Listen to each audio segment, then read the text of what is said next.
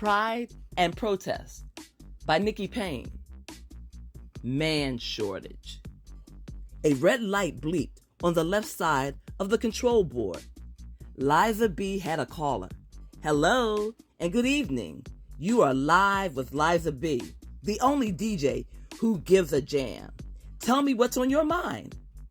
The producer mouthed a name to her. Keisha.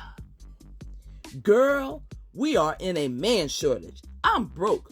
I can't be buying my own steaks. A cheery woman's voice buzzed over Liza's headphones. Liza pressed a flashing orange button on the control board and slid the dial all the way to the top. This was her pulpit.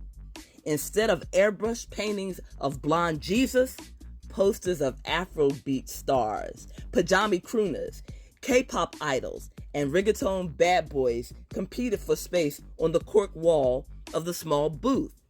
Instead of scriptures, someone had graffitied "Mega Radio Sucks" on the table. Her parishioners called in with their confessions, and she gave them the good word. She wasn't saving orphans in Soweto like she always imagined, but it was a kind of service to the community. It is a man drought, girl, Liza agreed.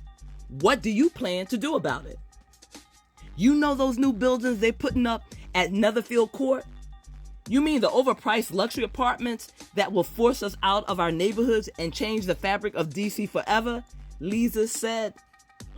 Yeah, those, Keisha stammered. Anyway, there are a lot of men working construction. I'm just going to walk past there in my shortest shorts. Liza remembered why she liked this job so much. So they can catcall you, whoop and holler? What are you getting out of this deal? Liza pressed. Do I have to spell it out, Elise Bennett? The woman dragged her whole government name out like an old boot. Being named after an alcoholic drink popular in the 90s was not a fact Liza wanted broadcasted across the nation's capital. She had job applications floating around. That's Liza B. Liza with a Z to you. She kept her name explanation ready. People saw a Z in your name and lost their damn minds. She could not count how many times she had been called Lizard with a straight face. Well, Liza B, I'm a woman. I have needs. Excuse me. I thought it's a kind of truth universally acknowledged that every broke woman wants a rich man, not just vitamin D. Times are changing, honey, Keisha told her. The construction company is having a get-together over at Netherfield. Will the radio station be there? I have to pass, Liza said. She couldn't begrudge people for wanting to get fed and dance on someone else's dime, but she had her principles. Pride and Protest is a novel written by Nikki Payne. It was published in 2022, and it is a reimagining of the Pride and Prejudice novel written by Jane Austen.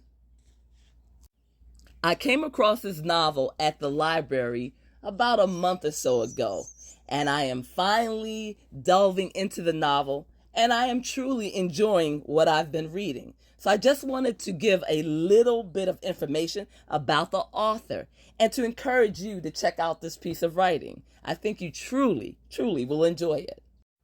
Writer's Digest has an online article about both Nikki Payne and her book, Pride and Protest. The article appeared November the 19th, 2022, and it was written by Robert Lee Brewer.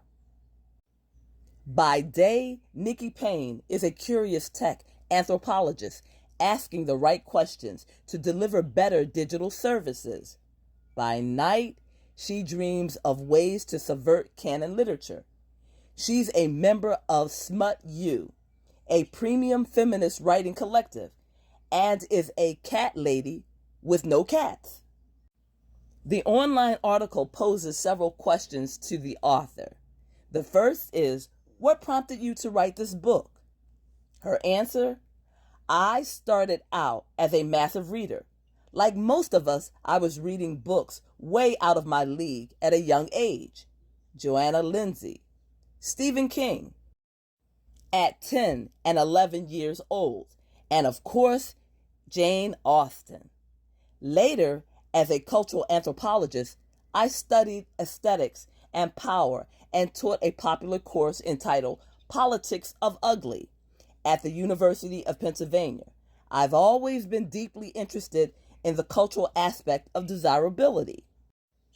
I read an article about romance that found that Black women and Asian men are the least responded to in dating apps. That Black women and Asian men carry less sexual capital in these digital cultures was an issue I wanted to counter in the least digital way possible. Classical literature.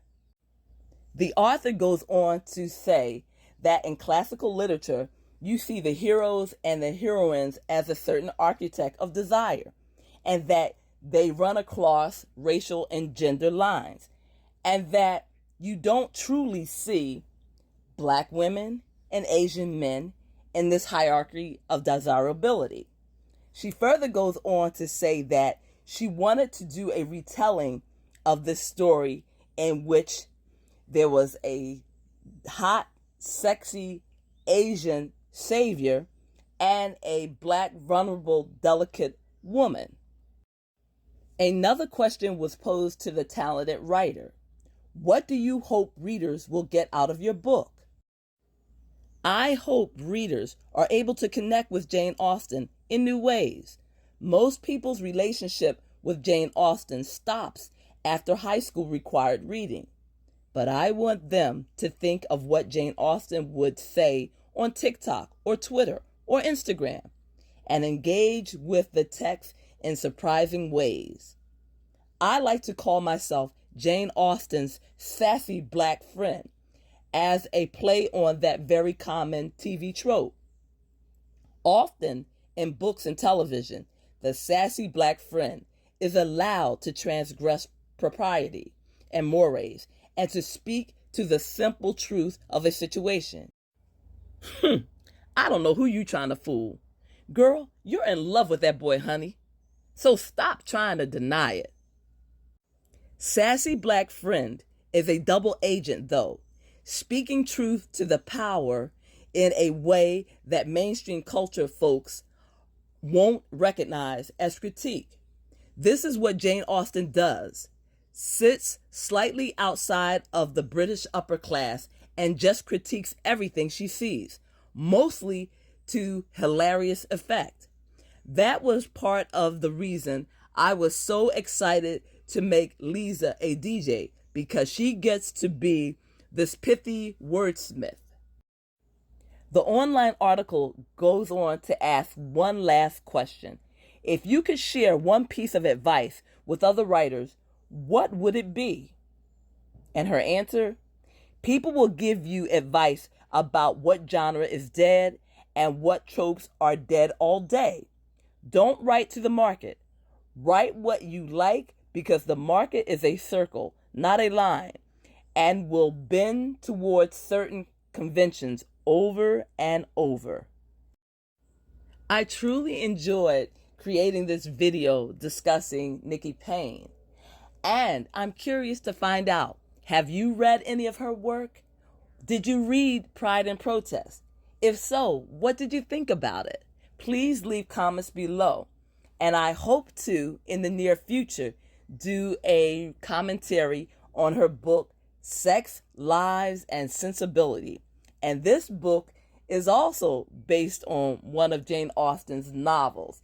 And I can't wait to see what treats she has in store in this particular retelling of Sense and Sensibility. So as always, thank you. Thank you for joining me on our platform. And until next time, I'm wishing you love, peace, joy, and happiness. Bye-bye.